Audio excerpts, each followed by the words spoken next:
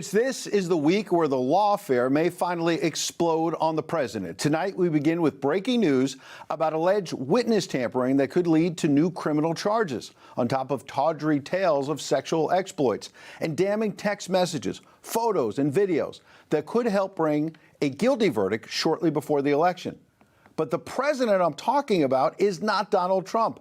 It's Joe Biden, and the lawfare he started may come crashing down on him and his family, while Mr. Trump keeps on gaining steam. Some major stories broke on Friday and Saturday, which is traditionally when powerful people like to bury news, particularly over a holiday weekend. But don't miss these, because they show Joe Biden is in deep trouble, starting with Friday's report in Politico that he's planning to address the nation, get this, from the White House when a verdict in Mr. Trump's New York criminal trial comes in.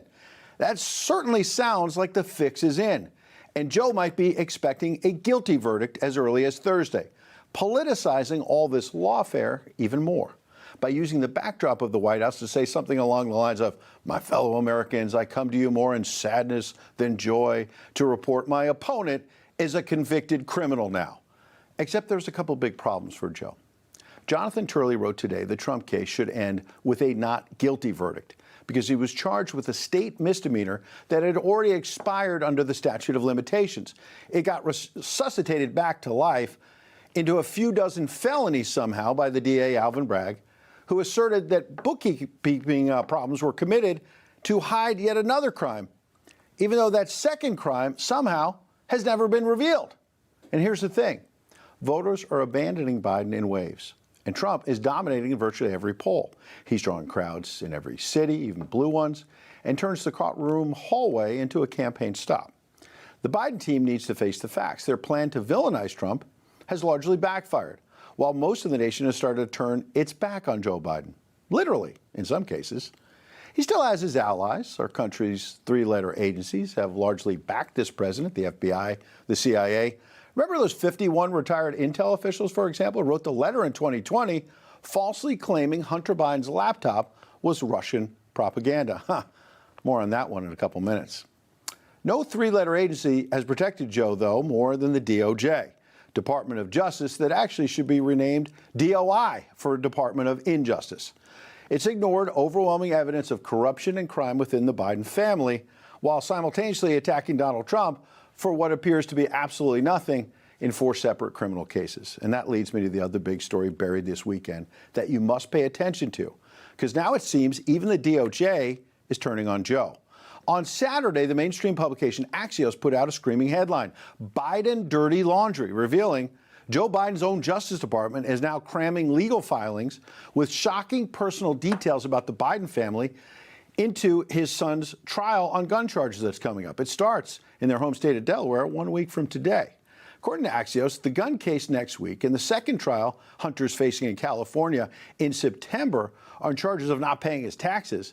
Both of them will include personal details that, quote, appear designed to embarrass and go beyond what's needed for the cases, such as details on Hunter Biden's divorce, text messages with family members, including his daughter, pictures and videos of Hunter smoking crack cocaine, receipts of money spent on clothes and, quote, various women, tax documents from London Roberts, a woman with whom Hunter had a child out of wedlock in which he initially denied he was even the father. Whew. Strap in, folks. It's about to get ugly.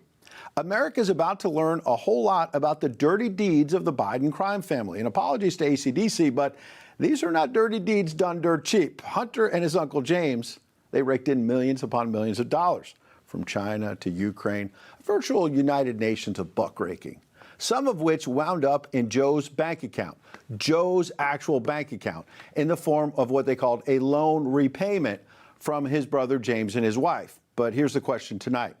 Why the hell would Biden's own DOJ, agents who have been protecting this man's secrets for years, suddenly decide to jump ship and spill out more than they need to right before the election?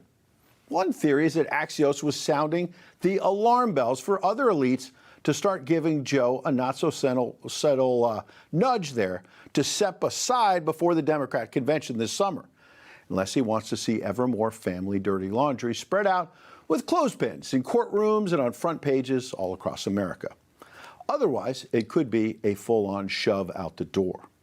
Earlier this month, for example, elite liberal election analyst Nate Silver declared, "It's time for the difficult Democrat family conversation to begin." He wrote on X, "If Biden is still struggling in August, he needs to consider stepping aside. It's not a great situation for D's either way, but you have to do due diligence on the question. It's an important election, obviously. It shouldn't be taboo to talk about it." And the pressure campaign may be starting to make Joe sweat over what's about to spill. Yesterday, out of the blue, the president made a surprise nighttime visit to the Delaware home of Hallie Biden. She's the widow of Joe's other son, Beau, whom Hunter ended up dating after his brother died. They dated around the time of Hunter's alleged gun crimes. So get this, she's one of a dozen witnesses at next week's trial in Delaware, meaning the President of the United States visited a witness last night in his son's first criminal case, at the same time that Mr. Trump has an unconstitutional gag order preventing him from publicly even speaking about witnesses in his case. Can you imagine the left-wing bedwetting if the former president visited a witness a week before his trial? Conservatives are already correctly asking, did Mr. Biden promise his former daughter-in-law anything? Did he threaten her? Did he coach her on her testimony? We don't know. They met privately a week before the trial. Another theory about the DOJ officials suddenly turning on Joe could be old-fashioned job security for the deep state. Trump has promised to clean house if and when he's reelected. Maybe these corrupt Biden agents, who have completely covered for the president and his family, are starting to realize old Joe's chances in November aren't looking so great. So maybe they'll finally expose some truth. And as more and more secrets emerge, today we learned yet another scummy story about how Hunter actually used the Sandy Hook shooting memorial to get a meeting between his dad and a Chinese business partner. We'll have a full report on that shortly with Congressman Pat Fallon.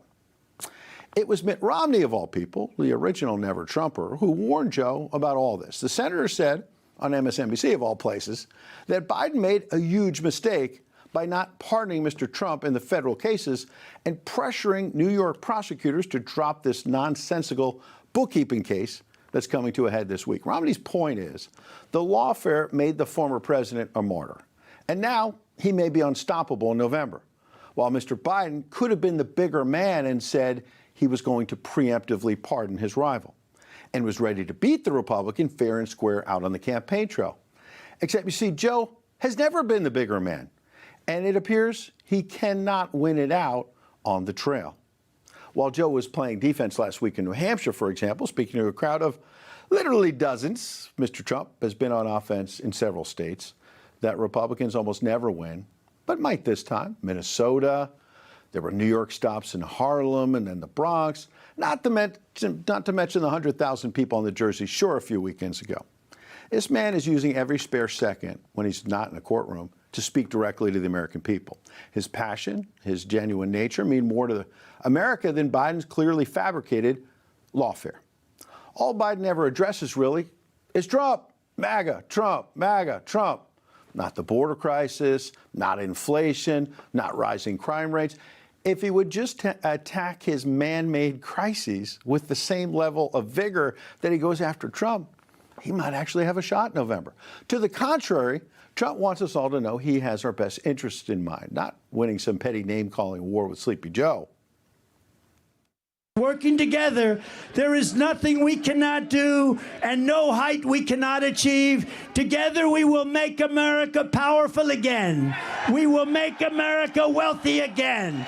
We will make America strong again. We will make America proud again. We will make America safe again. We will make America great again. Thank you, Bronx. Thank you, New York. We love you. Thank you. God bless everybody. Pretty positive, unifying. Let's come together. Any of that sound bad to you? Sound like a threat to democracy? Not really. No wonder the left-wing lunatics are struggling to spin those speeches. On this Memorial Day, it's clear Mr. Trump just wants patriotic, flag-waving, good old-fashioned American greatness. If you hate that so much, then maybe America isn't the country for you. So a big verdict may be coming this week, but not necessarily the one Joe Biden has been expecting. Whether Donald Trump wins or loses in the courtroom, there's a bigger judgment coming on Joe Biden's presidency and maybe his family's dirty laundry. And the president has nobody else to blame but himself. The current administration has truly shot itself in the foot. Their blatant lawfare, which was designed to pave a clear path to victory for Sleepy Joe, has done the opposite. Joe allowed this craziness to go on. He encouraged it.